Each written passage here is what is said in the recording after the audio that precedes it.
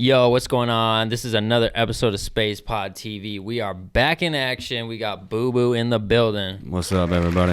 What's up, what's up? Also, this episode has been brought to you by Next Push and SpacePod Studios, so thank you so much. We are back with some new content for y'all. I know it's been a long time, but shit happens. Right. Like, I was caught in like some post-COVID kind of vibes too, which fucking sucked for a lot of business owners and shit. So it's just like getting back to that swing of things just takes a minute.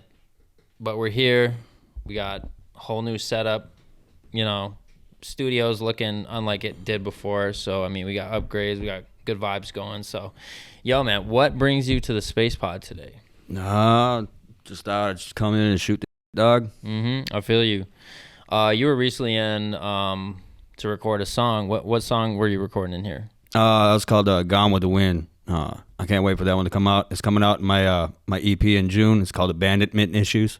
How many tracks will be on that EP? About 6 of them. Okay. How long have you been working on that for? Off and on for about like a year now. Okay. So what are your what inspired you to start making music, and how long have you been making the music? I got back into music probably about like 2 years ago. I never really took it seriously until like about a year ago. Okay. What inspired me was, I don't know, like at my roots, I've always been around music. If it be like country western music, like Marty Robbins or, you know, Johnny Cash. Like some of the 80s, 90s stuff like Tupac, LL Cool J, 50 Cent in the late 90s, you know. I just love music, dog. So what would you say like your style is like? Who could you compare it to? These days, probably like Jelly Roll or Struggle Jennings or I was Yellow gonna Wolf. say that. I mean, a lot of people like to do the subgenre thing or whatever, where they call it like country rap, but it's not really like country rap. It's more like outlaw rap, because I ain't talking about tractors. I ain't talking about getting stuck in the mud and shit. I mean, I usually talk about like, you know, my mental health issues that I've had in the past, you know, depression, addiction, right. You know, back when I was homeless and shit like that. That's pretty much what I talk about. Okay. So you're just using it as like a outlet to kind of tell your story and shit.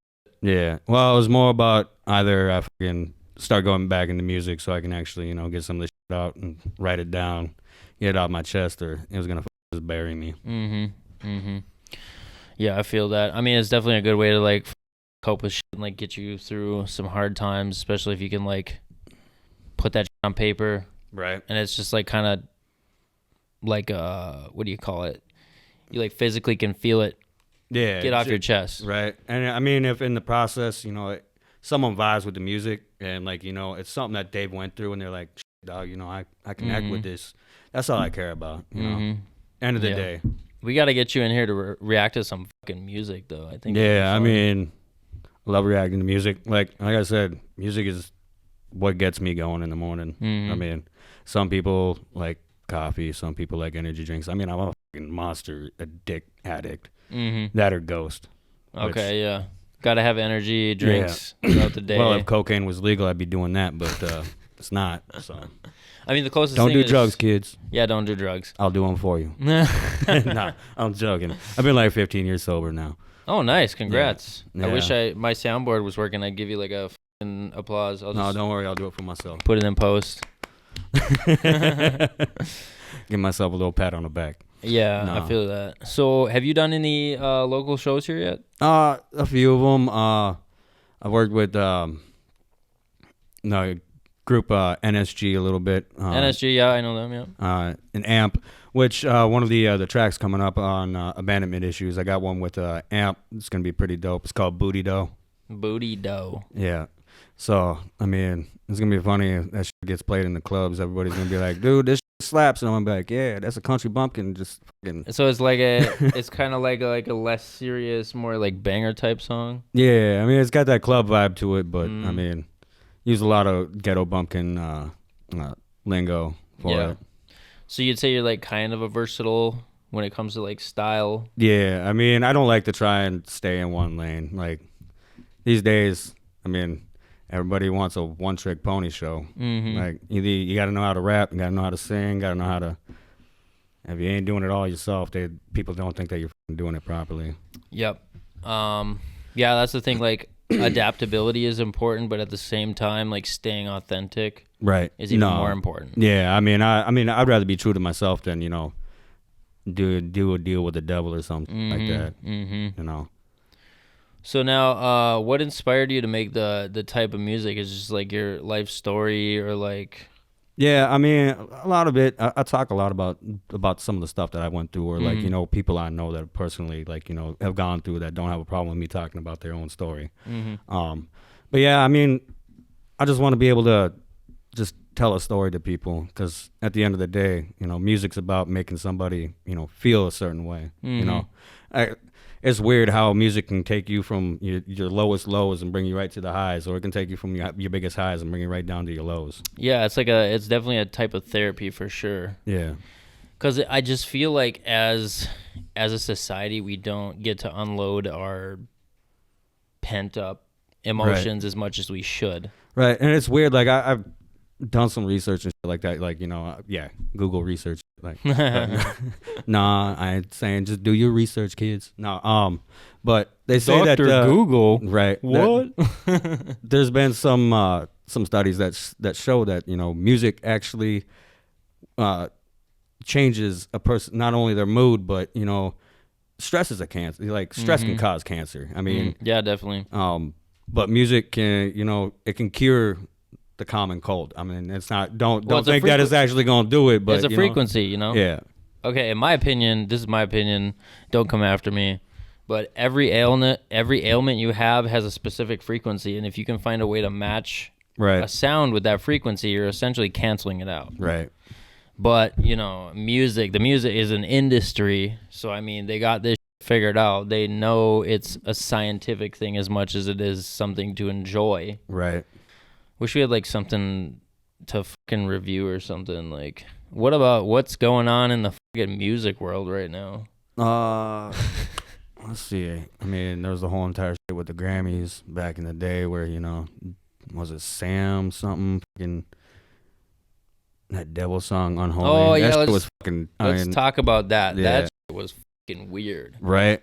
I mean, the song Unholy, for the most part, doesn't sound too bad until you actually start looking at some of the stuff that they're doing, and it's like, all right, I mean, what's his name? Lil Nas or whatever, riding the devil's dick or whatever, and now you got Sam and what's her name doing this shit with Unholy. I'm like, bruh. At what point do the coincidences become like undeniable, and you're like, yeah, there's probably something going on here. Right. Like, okay, this dude started as like a really soft spoken singer type, right? Like, he was just like a kind of positive vibes, you know, singing about his romantic past or whatever, and now he's like in some cage with some like, oh my god. Right. I mean, I don't know how people were up there like at the Grammys or whatever the fuck it was, like watching this shit, but just even seeing a clip of it, I'm like, bro, I would have been so fucking weirded out just being there while it was going on. I know. All right, this is Bue Bue with Intuition. Yeah, what's up, guys?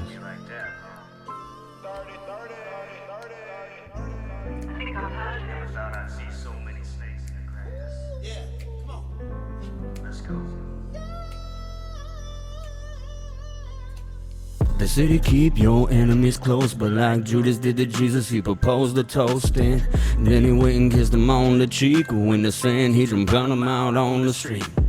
And when they nailed him to that cross, you would have thought right there that a prophet lost. He said, Father, forgive them what they do while they acting the fool and then we're breaking the rules. And if anything that can teach is that your closest friends can be your enemies. Woo. And they'll do it for a little cheese whiz. The purest soul is only worth 30 pieces. And it's so hard to believe this, but that's just how I've been feeling.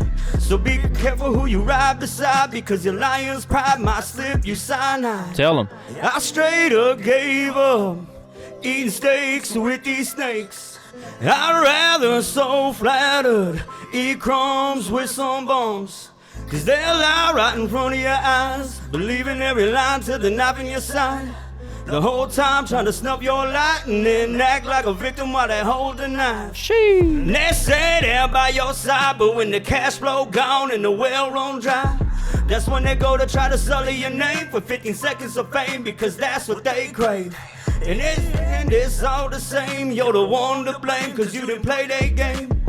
You could call that intuition, but really all that I'm intuition is myself some peaceful day. So on my knees I pray to keep the wolves at bay, asking God for a little guidance and hoping I don't act up by getting violent. And when I go and close my eyelids, I'm hoping all I hear is the sound of silence. Rocking there in that rocking chair with that glossy stare, I know that they're aware I straight up gave up eating steaks with these snakes. I'd rather, so flattered, eat crumbs with some bums, cause they'll lie right in front of your eyes, believing every line to the knife in your side. The whole time trying to snuff your light and then act like a victim while they hold the knife. Yeah, SpacePod exclusive, y'all. Yeah, it's Bue Bue is in the out building on YouTube right now. I mean, go check that out. Hey man, we just want to say thank you so much for coming on the show. Not a problem. Thanks for having me. Yeah, absolutely. Let us know when you got some new coming out. We're gonna be sure to peep that for sure. Yeah, not a problem, dog. Oh, by the way, why would you not identify as a country rapper? I know you don't like to. No, it's not that I don't like it. It's just that I don't talk about like mudding or like tractors and like that. I mean, I got nothing against country rap. Mm-hmm. There's some really good country rap artists out there, but I'm more of an outlaw rap because, like I said, I talk about my addictions. I talk about times I've been locked up like that. I mean, I'm not talking about drinking moonshine out in fucking sticks and shit like that. Okay, now why do you think people would like generalize it as country rap in the first place versus like outlaw rap? Like, okay, if I'm gonna be honest about it, anything that has a little bit of twang or anything like that, and you're a white rapper, they automatically put you in this little fucking corner that's called country rap, and I don't understand that shit at all. Like, not everybody's doing fucking country rap.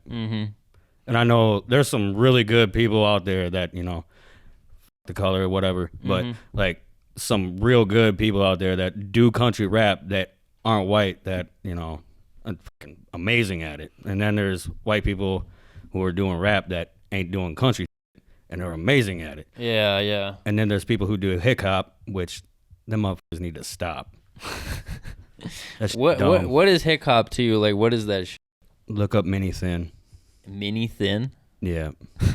It's not good. No, he's got this song called City. City. Oh yeah, my God. Yeah. All right. Well, I appreciate you clarifying that. Yeah, it's all good. Right man. here on the Space Pod. Yeah. All right, we out. Peace.